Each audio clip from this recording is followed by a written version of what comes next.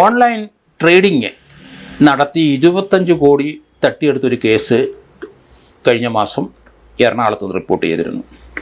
അവിടുത്തെ ഒരു വ്യവസായിയാണ് online trading നടത്തിക്കൊരു. അദ്ദേഹം ഈ ഓൺലൈൻ ട്രേഡിങ്ങിൻ്റെ വിവരങ്ങൾ ഒരു ഫേസ്ബുക്കിൽ കൂടെയാണ് പരിചയപ്പെട്ടത്. അതിനകത്ത് ഈ ഓൺലൈൻ ട്രേഡിങ്ങിൻ്റെ ആൾക്കാരുടെ പേരും ആ ട്രേഡിംഗ് സ്ഥാപനത്തിൻ്റെ ക്യാപിറ്റൽ ലിങ്ക്സ് എന്ന് പറഞ്ഞ കമ്പനിയുടെ പേരും ഒക്കെ കിടപ്പുണ്ട്. പെട്ടെന്ന് പണക്കാരനാകാം, ട്രേഡിംഗ് ആണ്. പലരും നമുക്കറിയാം, നമ്മുടെ പല സുഹൃത്തുക്കളും ട്രേഡിംഗ് നടത്തുന്നുണ്ട്. ദൈനംദിന ചെലവിന് ചിലർ ട്രേഡിംഗ് നടത്തി 10,000 2,000 രൂപ ഡെയിലി സമ്പാദിപ്പിക്കുന്നവരുണ്ട്. പലരും ജോലിക്ക് പോകാതെ, സർക്കാർ ജോലിയിലൊക്കെ പോകാതെ ലീവ് എടുത്ത് ഇങ്ങനെ ട്രേഡിംഗ് നടത്തി വലിയ പണക്കാരനാകാവുന്ന മോഹത്തിൽ പോയവർ പലരുമുണ്ട്. അവരൊക്കെ പിന്നീട് അവരുടെ വീടുകളൊക്കെ വിറ്റ് കയറി കിടക്കുന്ന കുടുംബ വസ്തുക്കളൊക്കെ വിറ്റ് അതിനകത്തൊക്കെ രക്ഷപ്പെട്ടവരുമുണ്ട്. ചിലർ ആത്മഹത്യ ചെയ്തവരുമുണ്ട്. എങ്കിലും അമിതമായ പണം പെട്ടെന്ന് ഉണ്ടാക്കാൻ ശ്രമിക്കുന്നതിൻ്റെ ഭാഗം തന്നെയാണ് എറണാകുളത്ത് 25 കോടി രൂപ പോയത് എന്ന് ഞാൻ കരുതുന്നു. ട്രേഡിങ് പലരും ഇൻവോൾവ് ചെയ്യുന്നത് നമുക്ക് കാണാം. ഹൈദരാബാദ് സ്വദേശികളായ 2 പേരെ ഇപ്പം എറണാകുളം സൈബർ പോലീസ് അറസ്റ്റ് ചെയ്തു. ഹൈദരാബാദിലെ വ്യവസായി സത്യനാരായണ മൂർത്തി എന്ന 36 വയസ്സുകാരനും അയാളുടെ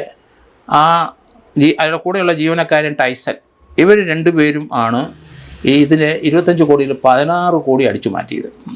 ഇവരുടെ ടൈസൻ്റെ അക്കൗണ്ടിലാണ് ഹൈദരാബാദിൽ ഈ 16 കോടി പല തവണകളായി വന്നു ചേർന്നത്. അത് അപ്പോൾ തന്നെ ടൈസന് ആ ജീവനക്കാരൻ തൻ്റെ ബോസ് മുതലാളിക്ക് സത്യനാരായണ മൂർത്തിക്ക് അങ്ങോട്ട് ട്രാൻസ്ഫർ ചെയ്യും. അങ്ങനെ മൊത്തം ട്രാൻസ്ഫർ ചെയ്ത എമൗണ്ട് ഏകദേശം 16 കോടിയോളം വരുന്നു എന്നാണ് മനസ്സിലാകുന്നത്. ഏതായാലും ഇതിന് തൊട്ട് മുമ്പ് ഈ കേസുമായിട്ട് ബന്ധപ്പെട്ട് പ്രധാന പ്രതികളായ കോഴിക്കോട് സ്വദേശികൾ 3-5 പേരുണ്ട്. അവരാണ് ഇതിൻ്റെ കീ പാർട്ടികൾ. അവരെ PK റഹീസ്, അൻസാർ, അനീഷ് റഹ്മാൻ, പിന്നെ എറണാകുളം സ്വദേശി ഒരു അജീഷ്, കൊല്ലം സ്വദേശിനി ജി സുവാന, ഇത്തരം പേരാണ് ഈ തട്ടിപ്പ് സംഘത്തിൻ്റെ പിന്നിലുണ്ടായിരുന്നത്. ഇവരെയൊക്കെ നേരത്തെ എറണാകുളം സൈബർ പോലീസ് അറസ്റ്റ് ചെയ്തിരുന്നു.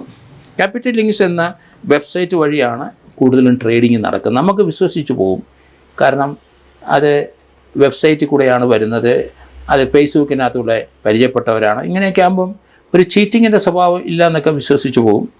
പിന്നെ ട്രേഡിങ് നടത്തി ഏകദേശം ചെറിയ എമൗണ്ട് വെച്ചിട്ട് ട്രേഡിങ് നടത്തി കൂടുതൽ എമൗണ്ട് ലാഭം വന്ന് വേറെ അക്കൗണ്ടിലേക്ക് മാറ്റുന്നതായിട്ടൊക്കെ നമ്മളെ ബോധ്യപ്പെടുത്തും. ആ അക്കൗണ്ടിൽ പൈസ കിടപ്പുണ്ട്, അവിടുന്ന് ഇങ്ങോട്ട് എടുക്കാം. ഇങ്ങനെയുള്ള തന്ത്രപരമായ രീതിയിൽ 90 തവണകളായിട്ടാണ് ആ 25 കോടി രൂപ അയാൾക്ക് നഷ്ടപ്പെട്ടത്. നമ്മളും വിശ്വസിച്ച് പോകും. ഇതുപോലെ പെട്ടെന്ന് പണം ഉണ്ടാക്കാനുള്ള ആൾക്കാർ ഈ ചതി മനസ്സിലാകാതെ, കാരണം അവർ സാമാന്യഗതിയിൽ അവർ ചിന്തിക്കുമ്പോൾ ഇതൊന്നും നടക്കത്തില്ല, അവരുടെ അടുത്ത് ഈ വേല നടക്കില്ല എന്നൊക്കെ തോന്നുമായിരിക്കാം. ഇയാൾ ബിസിനസ്സുകാരനാണ്, എറണാകുളത്ത് വലിയ ബിസിനസ് ചെയ്യുന്ന ആളാണ്. 25 കോടി രൂപയാണ് പോയത് പുള്ളിക്ക്. അതിൽ ഇപ്പം 16 കോടി ചെന്ന് ചേർന്ന 2 പേരെ അറസ്റ്റ് ചെയ്തുകൊണ്ട് ഇപ്പം എറണാകുളം സൈബർ പോലീസ് വന്നു.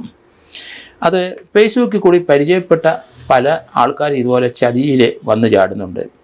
നമുക്ക് ഡിജിറ്റൽ അറസ്റ്റൊക്കെ നമുക്കറിയാമല്ലോ. അതൊക്കെ ഇതുപോലെ നമ്മൾ ഓരോരോ ആൾക്കാർ നമ്മുടെ നമ്പരോ നമ്മുടെ ഫേസ്ബുക്കോ നമ്മുടെ വാട്സാപ്പോ അങ്ങനെയൊക്കെ എന്തെങ്കിലും ലഭിച്ചു കഴിഞ്ഞാൽ അതിൽ കൂടെ എൻട്രി ചെയ്ത് നമ്മളുമായിട്ട് പരിചയപ്പെട്ട് അങ്ങനെ വിശ്വസനീയമായ രീതിയിൽ അവർ ട്രേഡിങ് നടക്കുകയും അല്ലെങ്കിൽ ലാഭം കൊയ്യാം എന്നൊക്കെ പറയുമ്പോൾ നമ്മൾ ചാടിപ്പോവും. കാരണം ദേഹം അനങ്ങാതെ അല്ലെങ്കിൽ ഒരു പെട്ടെന്ന് പണക്കാരനാകാനും പെട്ടെന്ന് പണം ഉണ്ടാക്കാനുള്ളൊരു മാർഗമായിട്ട് കാണുന്നത് ചിലർക്കൊക്കെ ലഭിച്ചിട്ടുണ്ടാവും. പക്ഷേ അവരൊക്കെ പിന്നീട് പിടിക്കപ്പെടുകയും ചെയ്തിട്ടുണ്ട്. എന്തായാലും ഇപ്പോൾ 25 കോടി രൂപ നഷ്ടപ്പെട്ട ആളുടെ കേസിനകത്ത് അവിടുന്ന് ഇപ്പം 2 പേരോളം അറസ്റ്റ് ചെയ്യപ്പോൾ ഏകദേശം 8 പേരോളം ആ ട്രാക്കിനകത്ത് ആ ക്രിമിനൽസിനെ പോലീസ് അറസ്റ്റ് ചെയ്യാൻ കഴിഞ്ഞിട്ടുണ്ട്.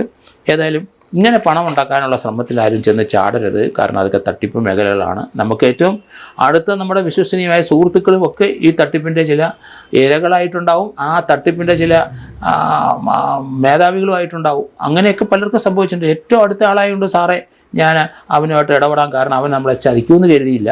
പണത്തിന് ആവശ്യം വരുമ്പോൾ സ്വന്തം സുഹൃത്തുക്കളെ, അപ്പനെ അമ്മയൊക്കെ ചതിക്കുന്ന മക്കളെയൊക്കെ നമ്മൾ കണ്ടുകൊണ്ടിരിക്കുന്നത്. അതുകൊണ്ട് എല്ലാവരും വളരെ ശ്രദ്ധിക്കണം ഈ ട്രേഡിങ്, ഇതുപോലെയുള്ള ട്രേഡിങ്ങും.